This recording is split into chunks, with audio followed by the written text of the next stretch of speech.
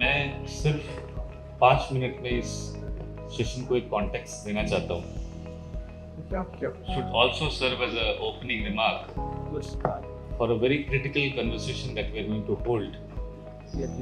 And the context of this deliberation does not only belong to electric mobility or the work which would be in one sector or one microeconomy.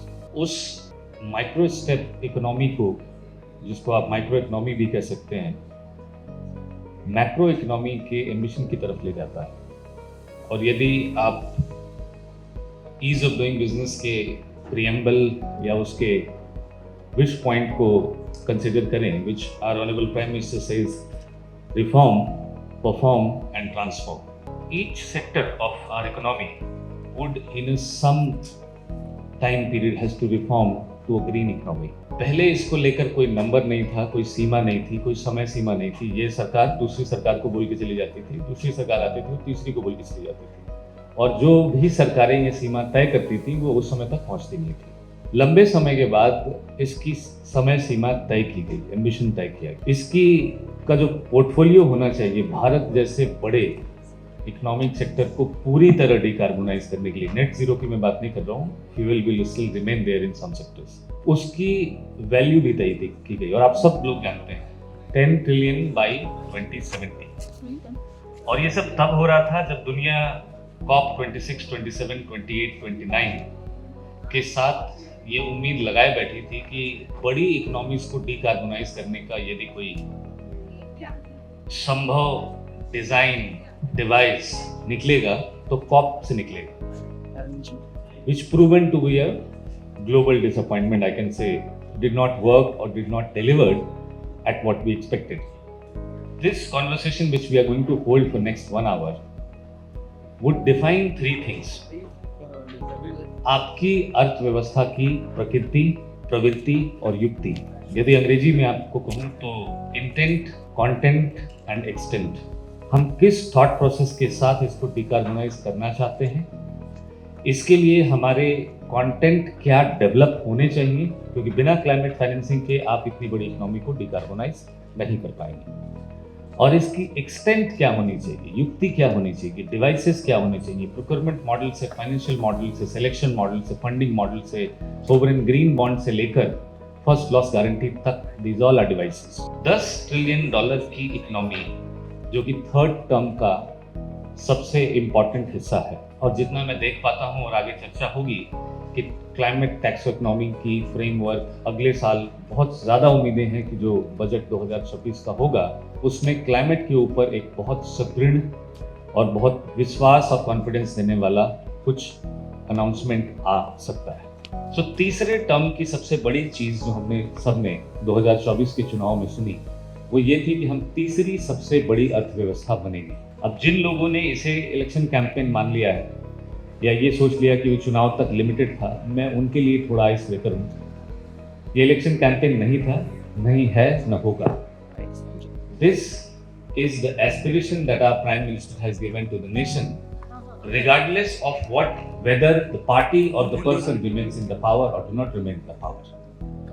ये आज़ादी का वो अमृत है जो आप 2022 से 2047 के बीच में 100 साल का भारत होने से पहले सुनेंगे, समझेंगे और उस मानदंडों के ऊपर काम करेंगे. एक बार सारे माइक्रो इकोनॉमीज ने इस चीज को, इस ट्रांजिशन को अपना लक्ष्य मान लिया और बना लिया, प्रधानमंत्री जी ऐसा सोचते हैं, ऐसा मानते हैं कि वो अपने लिए सही सरकारें खुद चुन लेंगे. सो beyond the reform, perform and transform, प्रकृति, प्रवृत्ति एंड युक्ति, I would just say 2 things to give you a clarity of how this $2 trillion, if I'm saying $10 trillion by 2070, तो आप सब लोग काफी क्वालिफाइड हैं ये समझने के लिए कि 2030 तक हमें 2 ट्रिलियन बनाने पड़ेंगे, 2040 तक हमें 4 ट्रिलियन बनाने पड़ेंगे, और 2050 तक 6 ट्रिलियन, 2060 तक 8 ट्रिलियन और 2070 तक आप 10 ट्रिलियन बना पाएंगे. सो यदि आपको 2030 तक 2 ट्रिलियन बनाने हैं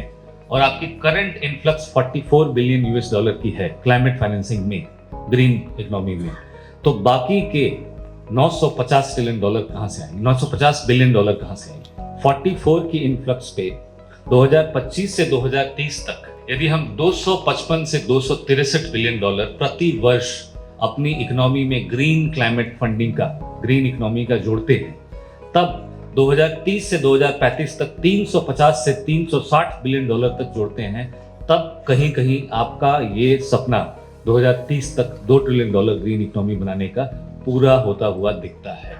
लेकिन यदि आप नहीं जोड़ पाते तो ये सारी बातें, ये सारी एम्बिशन सिर्फ एम्बिशन गोल बनकर रह जाएंगी। सो आज जो परिचर्चा, जो डिबेट हम यहाँ करने वाले हैं, इसका एक बड़ा हिस्सा मैं उस एस्पिरेशन से जोड़ना चाहता हूँ और एक सवाल अपने को पैनलिस्ट से और ऑडियंस से भी पूछना चाहता हूँ कि आज आप 5वीं सबसे बड़ी अर्थव्यवस्था से एक वीक पहले चौथी सबसे बड़ी अर्थव्यवस्था बन गए, लेकिन क्या फायदा चौथी सबसे बड़ी अर्थव्यवस्था बनने का जब 4.5 ट्रिलियन डॉलर की ग्लोबल इकोनॉमी का, which is the green economy, circular economy का साइज ग्लोबली 4.5 ट्रिलियन डॉलर का है, उसका 1% भी भारत अपनी ग्रीन इकोनॉमी में हर साल नहीं जोड़ सकता। यदि आप इस एम्बिशन को, जिसमें 2022 में प्रधानमंत्री जी ने 2047 तक के 25 सालों में अमृत काल का एक विजन दिया और बताया कि जो मिशन आपने पिछले 70-65 सालों में अटेम्प्ट भी नहीं किए, उसको इस बार आपको मिशन मोड में पूरा करना है। अगर आप उस एम्बिशन में मेरे साथ नहीं हैं और आप उस एम्बिशन को रियलिस्टिक नहीं मानते कि आप 4.5 ट्रिलियन डॉलर का 1% विच इज 45 बिलियन डॉलर हर साल 2030 तक अपने ग्रीन क्लाइमेट इकोनॉमी में नहीं जोड़ सकते हैं, तो 5वीं से चौथी सबसे बड़ी अर्थव्यवस्था बनने का क्या फायदा होगा। इसका मतलब, अगर मैं I am just concluding the opening remarks so that our numbers are correct on the national panel, is 45 billion US dollar आप अभी रिसीव करते हैं ग्रीन क्लाइमेट इकोनॉमी में अगले 5 साल तक, multiply into it to 220 by 2030, और 45 बिलियन डॉलर मैं सर्कुलर इकोनॉमी से हर साल अक्वायर करने की बात कर रहा हूं, being 4th largest economy, which is 45 into 5, which is 225 billion dollar. Total, both of them, you will find an economy of 445 billion dollar by 2030. 1000 billion dollar में से 445 बिलियन डॉलर आपके यहाँ खड़े हैं और बाकी का 550 बिलियन डॉलर आपको सरफेस ट्रांसपोर्ट को डिकार्बोनाइज करके, house hold industrial decarbonisation, power, energy और बाकी सेक्टर्स को जो कि फॉसिल फ्यूल सेक्टर्स हैं, उनको डिकार्बोनाइज करके अगले 5 साल में बनाना है। And this brings me to the end of the conversation is, मैं आपको अगले 2 मिनट में 3 भारत के दर्शन कराने वाला हूं, सिर्फ 2 मिनट में। एक भारत जो मुझसे पहले था, 1947 से 1965 का भारत जो एक एग्रीकल्चरल इकोनॉमी था, 1965 से 1985 का भारत जो एक मैन्युफैक्चरिंग एंड इंडस्ट्रियल इकोनॉमी बना, 1985 से 2000 का भारत जो धीरे धीरे एक ट्रेड एंड बिजनेस इकोनॉमी बनने शुरू हुआ, और 2000 से 2022 का भारत जो धीरे धीरे डिजिटल और ग्लोबल इकोनॉमी की तरफ बढ़ा। ये भारत मुझसे पहले का भारत था। If I look at it from last 60, 65, 75 years, then my being a business person and being program director for Ease of Doing Business, I would look at it that पहले 1 trillion बनाने में मुझे 65 years लगे, दूसरा 1 trillion बनाने में मुझे और 8 साल लगे, तीसरा 1 ट्रिलियन बनाने में मुझे और 5 साल लगे, और चौथा 1 ट्रिलियन बनाने में मुझे 3 साल लगे। इस वक्त भारत की ग्लोबल पोजीशनिंग ऐसी है, कम से कम 4 राज्यों के नाम मैं आपको बता सकता हूं जो अकेले 1 ट्रिलियन की इकोनॉमी बनाने की ताकत रखते हैं। गुजरात, महाराष्ट्र, तमिलनाडु और उत्तर प्रदेश। आप इन चारों राज्यों में से किसी की भी इन्वेस्टर समिट में चले जाइए, they are working in a mission mode, और वो दिन दूर नहीं है जब हम 1 साल में 1 ट्रिलियन डॉलर इकोनॉमी अपनी इकोनॉमी में जोड़ रहे होंगे। But I am not here for the previous Bharat and present Bharat, I am here for विकसित Bharat.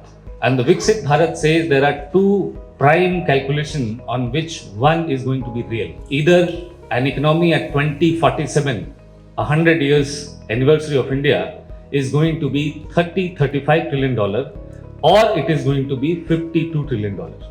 The 30-35 trillion dollar mathematics says 2000 साल, 2000 वर्ष के बाद पैदा होने वाला प्रत्येक बच्चा अपने लाइफ टाइम में 240 2,40,000 यूएस डॉलर खर्च करता है, which is their purchasing power economy. और 2050 में 2047 में हमारी जनसंख्या होगी 168 करोड़ लोग। 168 को आप 240 यूएस डॉलर से मल्टीप्लाई कर लीजिए, you will get a 35 to 30 trillion dollar economy, which is the most popular calculation which India conceived today. But I am here to give you the another calculation, because India is in a certain time window, historical time window, where Japan was between 1970 to 1995. And in that certain time window, Japan did not incrementally increase its economy, but it's doubled its economy at least 4 times. And our Honorable Minister of Commerce and Industry has recently spoken very beautifully, very articulatively on how India is now doubling its economy. So I'm just going to take 2 more minutes, which will give you the 2047 ka Bharat. Today we are a $4.8 trillion economy, realistically. I am going to calculate it on 3.2, being more conservative. Only including the hard sectors, not the soft sectors. $3.2 trillion की economy 2026 से 2032 तक, जिस doubling theory पे अभी हम चल रहे हैं. And what I'm saying is on the basis of last 10 years development. It's not on the basis of some jingoism or some Viksit Bharat dream or ambition. 2026 से 2032 तक ये 6.5 ट्रिलियन डॉलर की इकोनॉमी होगी, क्योंकि ये बढ़ नहीं रही है, ये डबल हो रही है. एंड 2032 से 2038 तक ये 13 ट्रिलियन डॉलर की इकोनॉमी होगी, और 2038 से 2044 तक ये 26 ट्रिलियन डॉलर की इकोनॉमी होगी, और 2044 से 2050 तक ये 52 ट्रिलियन डॉलर की इकोनॉमी होगी. लेकिन इसको पूरा करने के लिए जो 2 सबसे बड़े नेशनल एम्बिशंस हैं, decarbonization of your surface transport to save 17% of your carbon economy, to reduce, and second to reduce your 30% of oil import bill. क्योंकि इस वक्त जहां वर्ल्ड वार की सिचुएशन लगता है हर तीसरे दिन बन जाएगी, क्रूड ऑयल की प्राइस कब ऊपर चली जाएगी, nobody knows. It is the time for India to become independent and having a very defined, very strong framework for climate financing, carbon economy and all. I congratulate organizers of this program for bringing this topic in such a sensitive manner and in such an organized and articulated manner, for bringing speakers from all diversifications of expertise and competence. I also give you a last point of my conversation is Bharat इस वक्त सिर्फ देश के अंदर ई-हाईवेज नहीं बना रहा है या रोड्स नहीं बना रहा है. हम इस वक्त देश के बाहर भी इकोनॉमिक कॉरिडोर्स बना रहे हैं. हम इस वक्त देश के बाहर भी रेलवे लाइनें बिछाते हैं. And for give you an context, हमने अभी 3 economic corridor which are international economic corridor जिसकी घोषणा की और जिसके ऊपर काम कर रहे हैं. ये सारे इकोनॉमिक कॉरिडोर्स किसी भी कीमत पे, किसी भी समय पे अपने जियो पॉलिटिकल इन्फ्लुएंसेस में डिस्ट्रॉय होते हैं, डिस्ट्रैक्ट होते हैं, डिले होते हैं. लेकिन जो विकास, जो डेवलपमेंट आप अपनी देश की सीमाओं के अंदर कर रहे हैं, उसका पूरा होना, उसका आपके कंट्रोल के अंदर होना, उसका अनडिस्ट्रक्टेड होना अपनी इकोनॉमी के स्ट्रेंथ के लिए सबसे ज्यादा जरूरी है. India middle east European corridor which was announced in G20 2023, उसके 1 महीने के अंदर गाजा और फिलिस्तीन के बीच में हमला हो जाता है और लड़ाई हो जाती है. गाजा और इजराइल, फिलिस्तीन और इजराइल के बीच में. Bhutan, Bodoland and Bangladesh B3 corridor which is connecting our alternative to the chicken neck, उसके फ्लोर प्लान और उसके वायबिलिटी के प्लान्स को, उसके सस्टेनेबिलिटी के प्लान को जब बांग्लादेश गवर्नमेंट को सबमिट किया जाता है, along with the other corridor that is हिली इन महेंद्रगढ़, ये भी 1 महीने के अंदर ऐसी स्थिति बांग्लादेश में उत्पन्न हो जाती है. वो देश जिसकी इकोनॉमिक ग्रोथ भारत से ज्यादा बताई जा रही थी कुछ वक्त पहले, जहां स्टूडेंट्स के रिवॉल्ट में उनके राष्ट्रपति को छोड़ना पड़ता है देश और हमारे यहाँ आके शरण लेनी पड़ती है. These all are not coincidences. We are in a time window where world is looking at you, that what India is going to do and how it is going to decarbonize its economy. World is also behind you to distract you. ये सब coincidences नहीं है कि जब आप economic corridor बनाने जाते हैं तो वहाँ झगड़ा हो जाता है.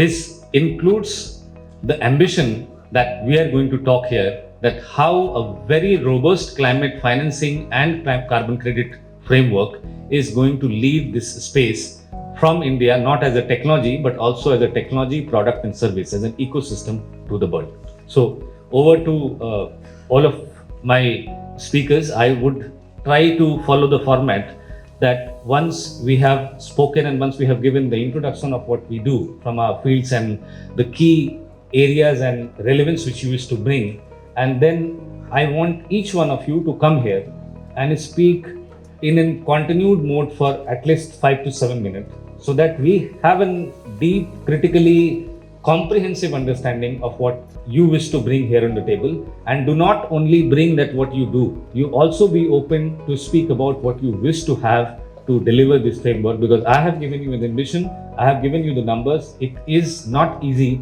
to find, but it is also nearing if we miss the opportunity of 2030. Thank you for being patient listener.